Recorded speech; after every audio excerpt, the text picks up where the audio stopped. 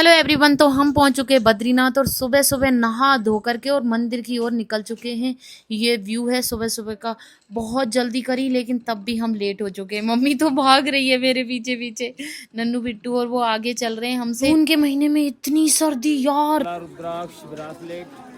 मैं इस ब्लॉग में बहुत कम बोलने वाली हूँ क्योंकि आप महसूस करो इस ब्लॉग को कि हम बद्रीनाथ में हैं और हम ये सारी आवाज़ें सुन रहे हैं। सुबह सुबह 6 बजे का ये व्यू है भाई साहब। हम बहुत जल्दी कर रहे थे कि जल्दी पहुँचेंगे, लेकिन हम बहुत लेट हो चुके क्योंकि यार बच्चे हैं हमारे साथ में और इनको फीवर आ गया। वहाँ से ऋषिकेश से जब आए थे फीवर आ चुका है, जुकाम हो चुकी है, और मम्मी भी हमारी थोड़ी ऐसी कमर में दर्द हो गया मम्मी के बहुत ज़्यादा, तो थक गए थे, लेट ही उठे थे। तब भी 5 बजे उठ करके नहाना धोना और फिर उसके बाद में आगे ये है कुंड। ये धुआं नहीं है, ये है भाप गर्म पानी का, जो हमेशा 24 घंटे यहाँ पे गर्म पानी उबलता रहता है।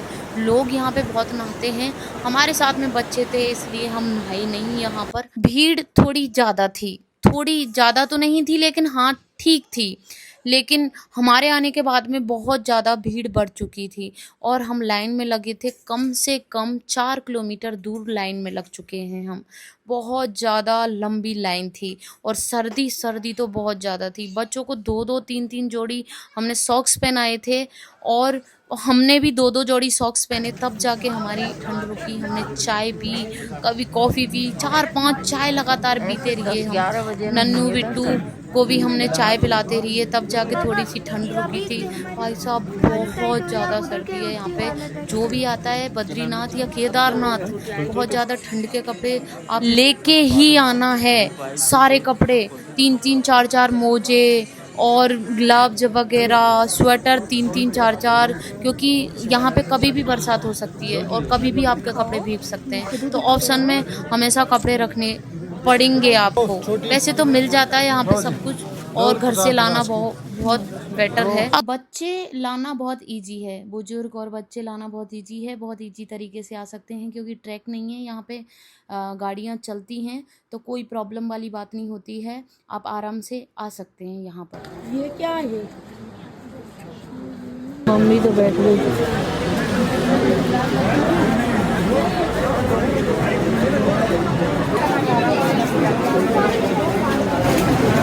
लोग आते जा रहे थे और भीड़ कम होने का नाम नहीं ले रही थी, क्योंकि जैसे जैसे सुबह होती जा रही थी वैसे वैसे भीड़ बढ़ती जा रही थी। तो मैं सोच रही थी यार हमने बहुत अच्छा किया जो हम जल्दी आ गए। सुबह में 6:30 बजे निकल गए थे तो आराम से हमारे दर्शन भी हो जाएंगे, और हो गए थे। और बात करें प्रसाद की, तो प्रसाद आपको इजीली तरीके से, आप जहाँ पर लाइन में लगे रहते वहीं पे मिल जाता है आराम से।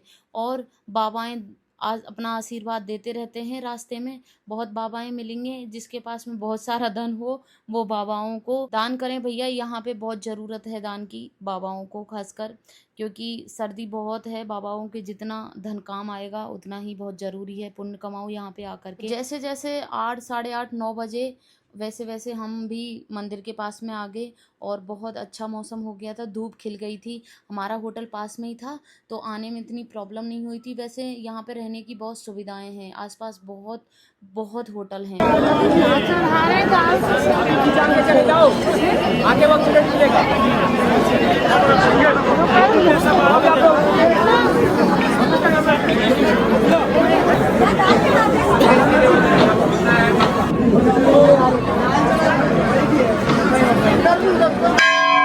हेलो एवरीवन, दर्शन हो चुके हैं हमारे और हम जा रहे हैं अब। ये हमारी माते। दर्शन हमारे बहुत अच्छी तरीके से हुए। मम्मी को और बच्चों को साथ लेकर के हम निकल गए यहाँ से। निकलने का मन तो नहीं कर रहा था लेकिन क्या करें, हर जगह से निकलना ही पड़ता है, तब नई शुरुआत होती है। और बाबा को यहाँ से बाय करके और अब चलेंगे हम सीधा माना गाँव के लिए। और माना गाँव के लिए सवारी गाड़ी उपलब्ध हैं, बहुत बहुत गाड़ियां हैं। ये है फर्स्ट प्लेस माना गाँव। पहले लास्ट प्लेस बोला जाता था लेकिन अब फर्स्ट प्लेस बोला जाता है। जैसे ही बद्रीनाथ से निकले वैसे ही देखा दूसरी दुनिया। अब जा रहे हैं हम माना गाँव। भीड़ बहुत बहुत ज्यादा है। बहुत गाड़ी गाड़ी भाई, गाड़ी गाड़ी।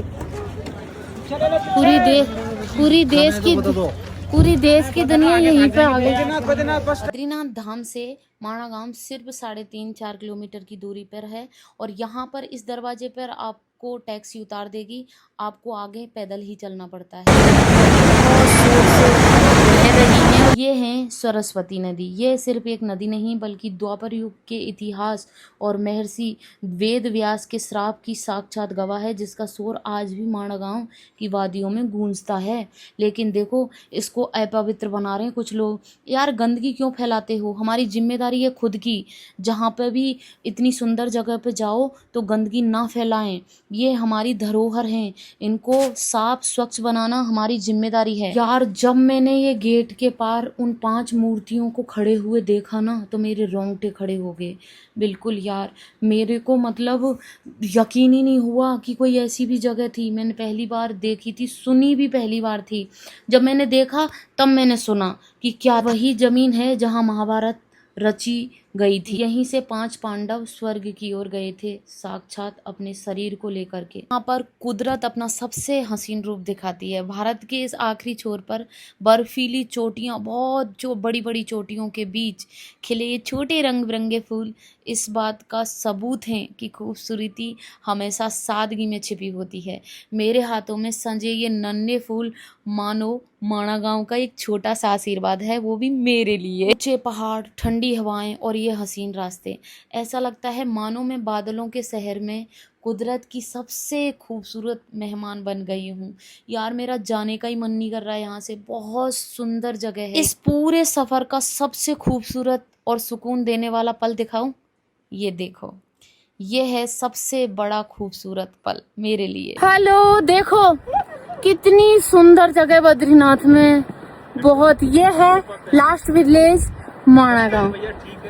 बहुत सुंदर, बहुत ही सुंदर। ये अलकनंदा जी बह रही हैं और इधर बहुत खूबसूरती वादियां। इधर मेरा नन्नू, यहाँ पर 6 पांडव गए थे स्वर्ग। हाँ कि देखो कि मैंने बहुत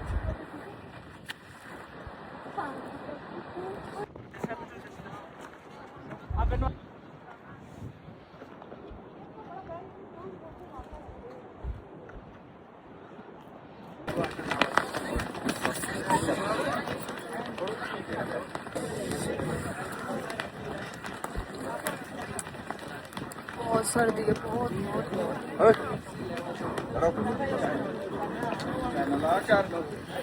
बर्फ को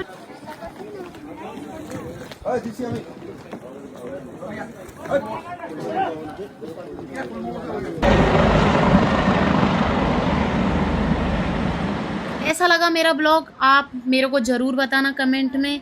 एक और ब्लॉग के साथ में जल्द मिलते हैं। जब तक के लिए बाय बाय सभी को।